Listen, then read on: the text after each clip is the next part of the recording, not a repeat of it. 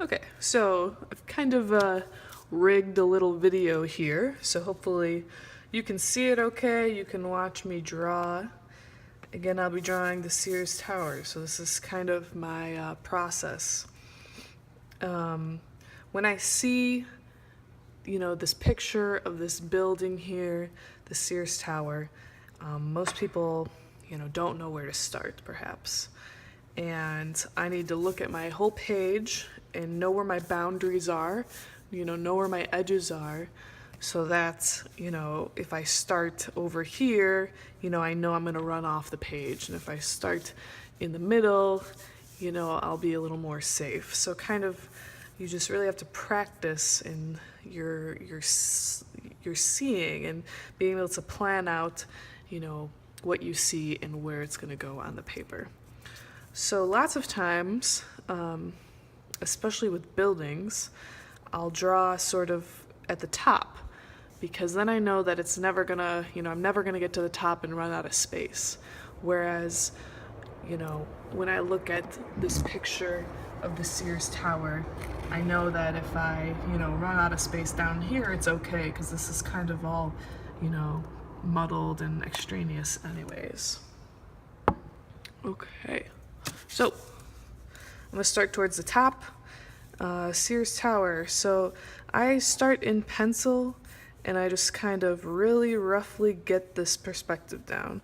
Again, this is sketching. If I was doing a drawing, I'd break out a ruler and really get things exact. But this is a sketch, so it's all from sight.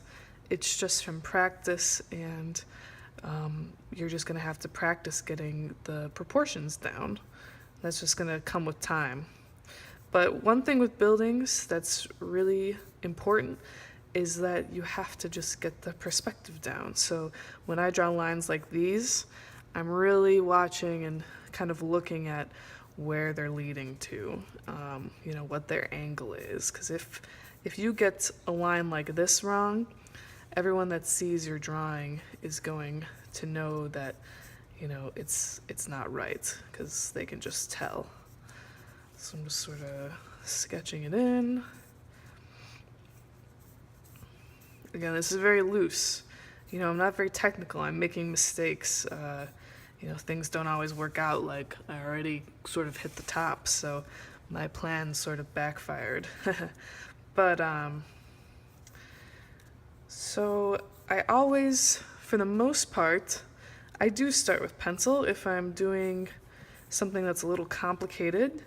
If I feel like challenging myself, I'll go straight to pen, but really pencil is kind of a safety and comfort thing. So I see no harm in using a pencil to sketch it out. Why not?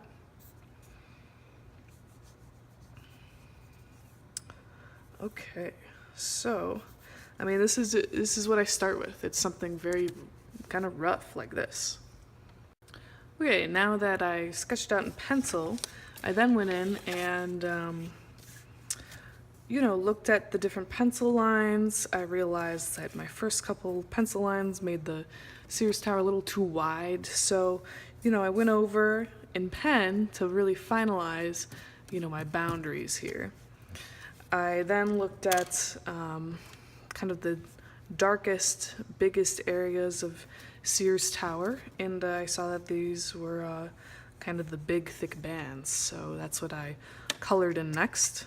And that's kind of how I work. I work kind of from big outlines. If I were to draw the whole scene and background, I would go in and draw and sketch out and kind of loosely plan where the other buildings are that are around Sears Tower. But for now, I'm just drawing Sears Tower, so that's all I drew and all I'm going to focus on. So instead, I'm working from kind of big and basic down to the details of Sears Tower. So lastly is to kind of just go through and hit the details. So very simply, I see that there's kind of these bands of windows that are pretty horizontal. Kind of work from the top down.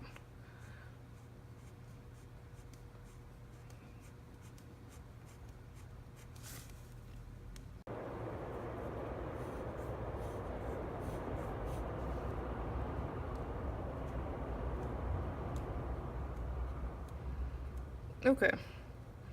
I mean, this is going really fast. I'm just trying to be speedy. Um, but lastly, some of the last things I would do here, this is just going to be a very simple drawing of the Sears Tower, is, there's a big difference when you look at this and you look at this. And, one of the main things is that this has so much more, shadows and contrast going on. So what I do to capture that is I'll do some more cross-hatching. It's a good way, just in pen, just go over and capture the shadows. So you really get to see then, that this building is a 3D thing that exists in the world. And just by drawing the shadow, I'm telling you exactly where the sun's at. So we know that, the sun's gonna be coming from this way, since the shady side is this closer side.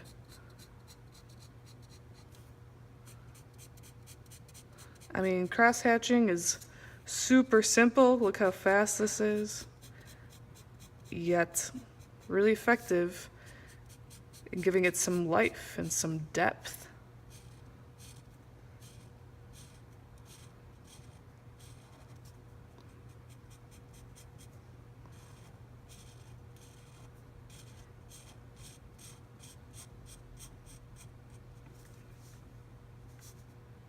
Lastly, if you were to go in even more detail, I would kind of go in and maybe, pick up even smaller details, like noticing that, there's some verticality here and some verticality here.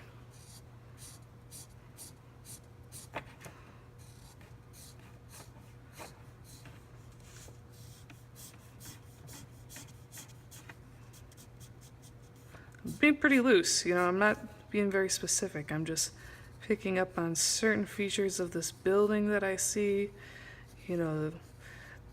starting with the big elements like these horizontal aspects and going all the way down to these kind of smaller vertical windows that I'm drawing in really lightly.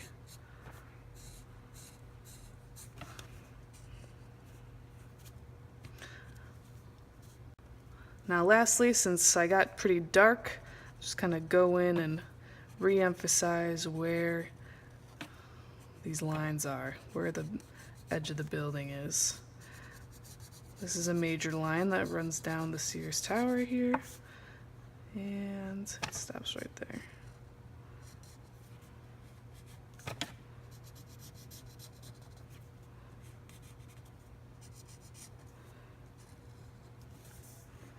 All right, there we go. Also, one thing that you might want to do, especially in your sketchbooks, I'm going to erase some of my pencil mark. That's not what I was referring to, though. I was mainly referring to, write the date that it is, and write, the time and, where you were, if you drew it on site.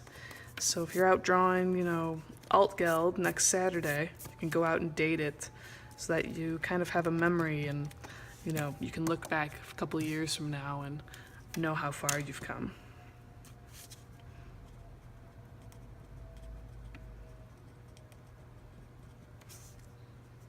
There we go.